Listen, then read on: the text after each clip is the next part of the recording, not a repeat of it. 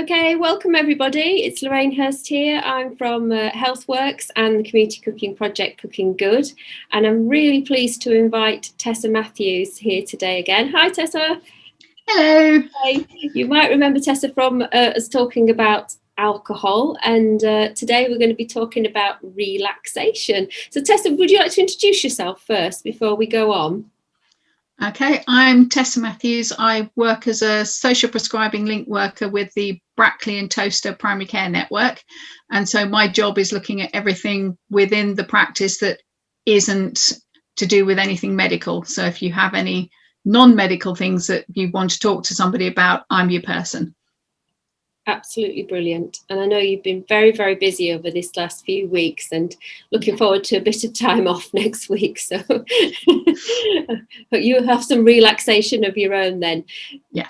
So what we agreed before we came on and recorded this was that we've got three main techniques I just want to mention to people that we're going to talk about. We're going to start with the breathing one, aren't we? And I'm going to be the guinea pig. I'm really excited actually about that. Yeah.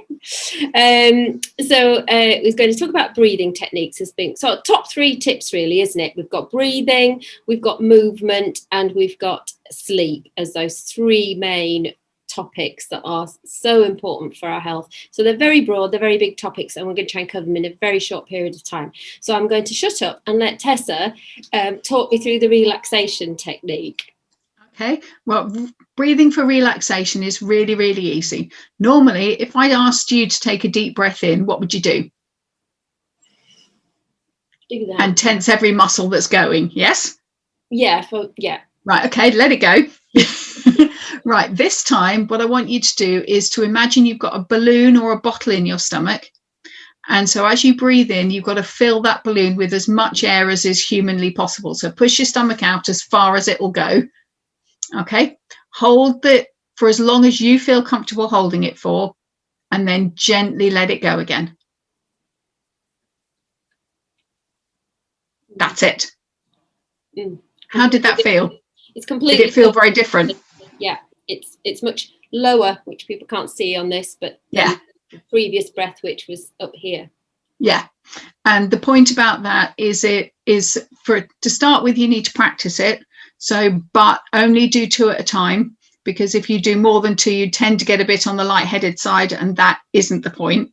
But if you're the kind of person that makes yourself a regular drink during the day, so either regular cups, every time you boil the kettle or every time you go and turn the tap on, actually do 2 breaths like that. So then your head learns what relaxed feels like. Because a lot of the time we kind of get into this treadmill kind of thing and you don't actually take the time to relax. And because it's so quick and simple, the rest of the world doesn't need to know what you're doing. And so you can do it wherever you are. It's not something that has to be a time that needs to be set aside for. The other thing you can do is to take your head on holiday, which is especially in times of COVID, it's a really cheap, easy way of going on holiday without leaving the comfort of your living room or wherever it is you happen to be. So if you can try and imagine your favorite place to be and describe it to yourself in tiny detail. So you're looking, if you're the kind of person that likes to go on a kind of a lake mountain holiday, you can take yourself to being beside the lake and describe to yourself what color the sky is, how hot's the sun, if there is any sun, depending on what you like, because it's your sky, so you can have what you want. Are there any clouds in the sky? Are there any birds in the sky? And then work your way down, so then you can be looking at the mountain and describe the mountain to yourself and what it looks like. Is there snow on the top? How many trees are there? And all that kind of stuff. And then as you come down the mountain, you can then start to look at the lake and see the mountain reflected in the lake. And what else can you see? How clear is the water? What's it like? How does it feel? Is the wind blowing? So have you got it gently lapping, or is the water kind of crashing against the rocks beside it? Because it's your water, so you can have what you like, and you can have nobody there, or you can have the whole world there. It's entirely up to you, because it's your place to be. Now, at this point, it's quite possible you'll only manage about 30 seconds before your head goes, what am I having for tea? And, oh, the washing up needs doing.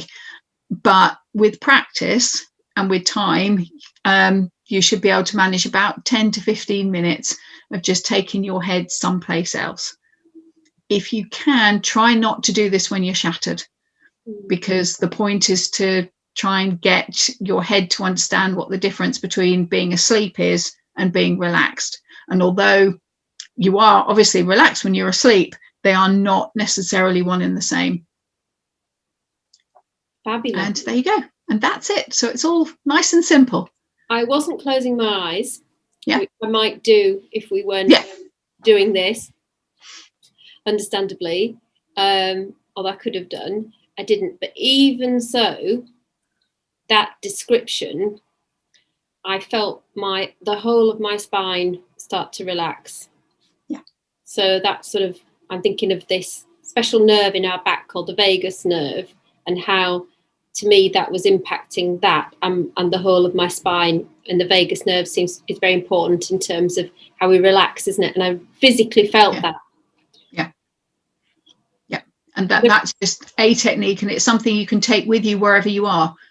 It doesn't matter where you are. You know, you can sit in the park if you want. You can, preferably not sitting on your bed, because again, that tends to kind of equate asleep and relaxed. So if you can do it in a chair, there's somewhere where you're not going to sleep, that would be good.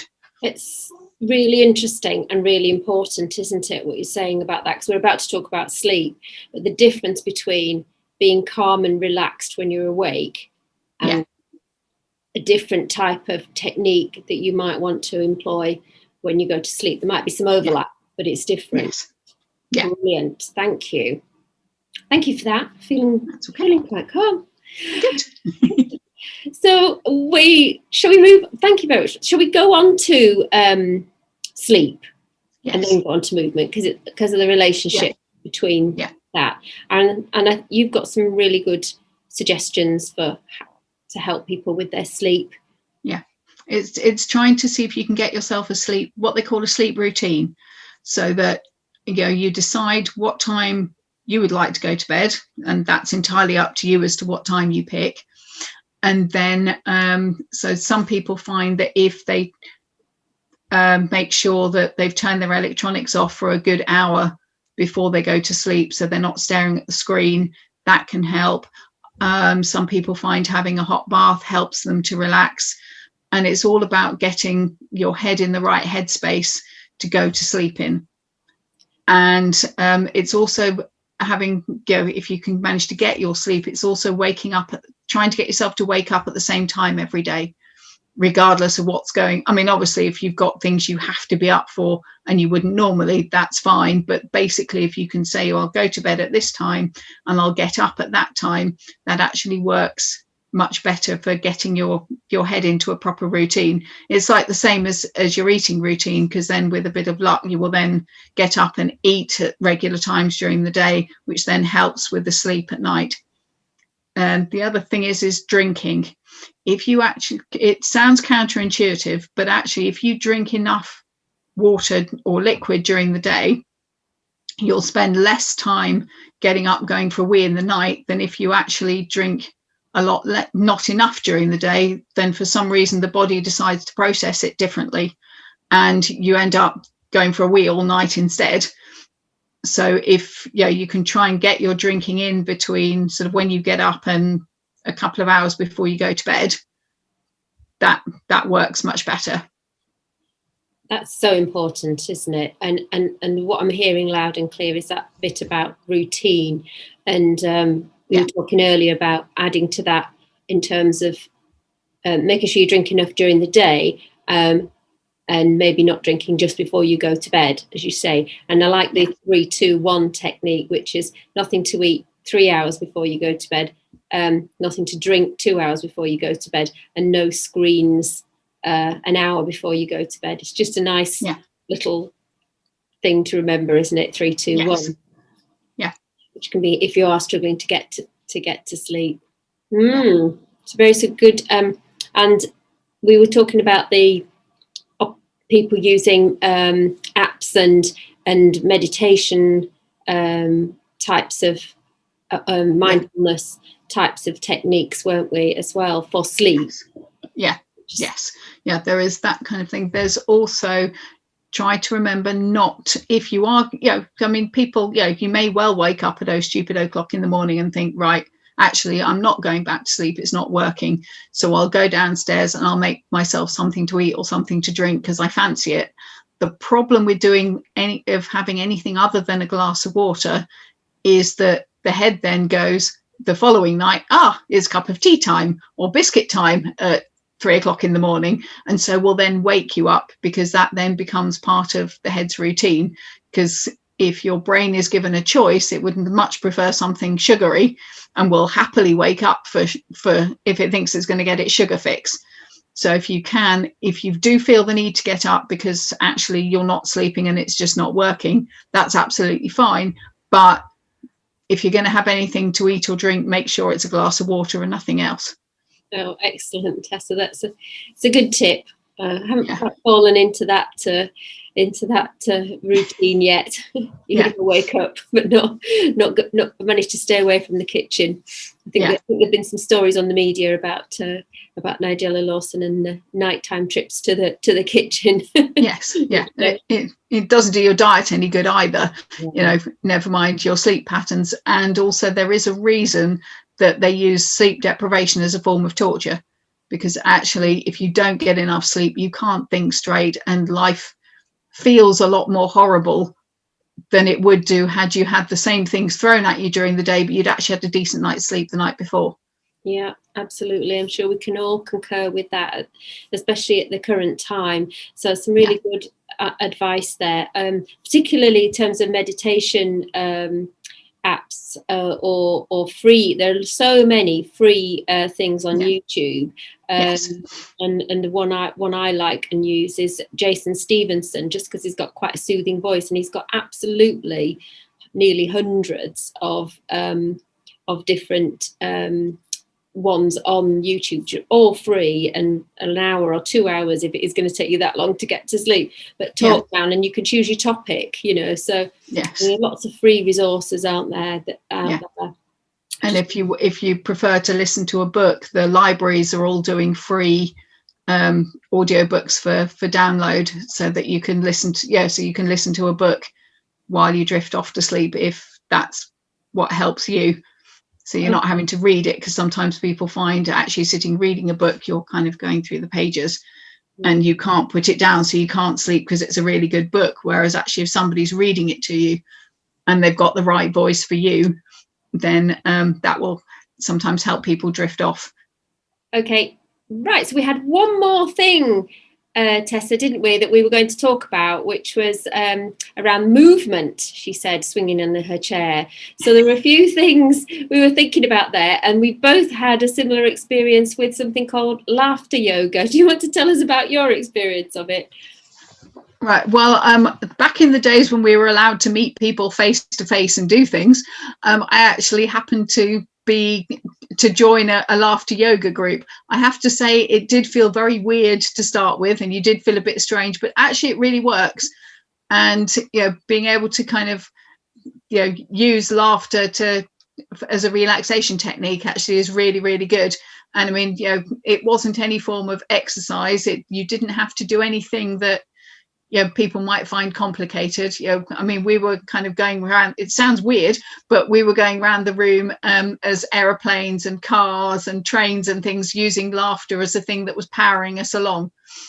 Absolutely brilliant. Well, I've done it online since the lockdown, and you are just in front of your screen on Zoom like this, and you are just doing silly things and moving and dancing and being all crazy, and the teacher actually invites people to wear a silly hat and that sort of thing. So there are quite a few of those, and that's called Everyone Laughs Together. But there are a few different ones online. That one's at 10 o'clock every weekday morning, but I think there are quite a few if people want to look up laughter online, and I think at the moment quite a few of them are free. So if people are interested to try that, that's one one way they can join in, isn't it?